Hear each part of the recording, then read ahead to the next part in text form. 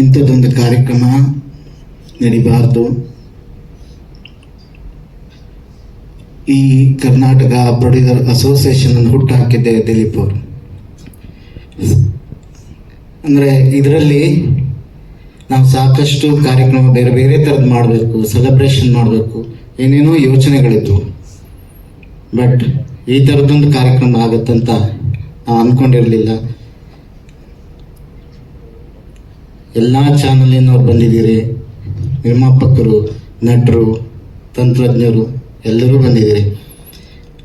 ದಿಲೀಪರು ಒಂಥರ ಅಜಾತ ಶತ್ರು.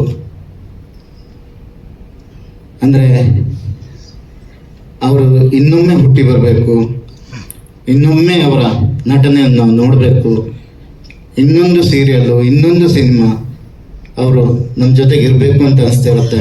ಇದ್ದಕ್ಕಿದ್ದ ಹಾಗೆ ಅವರು ನಮ್ಮಿಂದ ದೂರ ಆಗಿದ್ದು ಇವತ್ತಿಗೂ ನಮ್ಮ ಡೈಜೆಷನ್ ಮಾಡ್ಕೊಳಕ್ಕಾಗ್ತಾ ಇಲ್ಲ.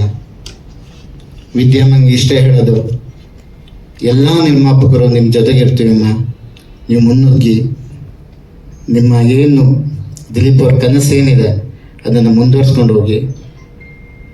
ನೀವೆಲ್ಲ ಕಾರ್ಯಕ್ರಮಕ್ಕೆ ಈ ದಿನ ಬಂದಿದ್ದಕ್ಕೆ, ದಿಲೀಪ್ ಅವ್ರಿಗೆ ನಮನ ಸಲ್ಲಿಸ್ತಿರೋದಕ್ಕೆ ಧನ್ಯವಾದಗಳು. Thank you.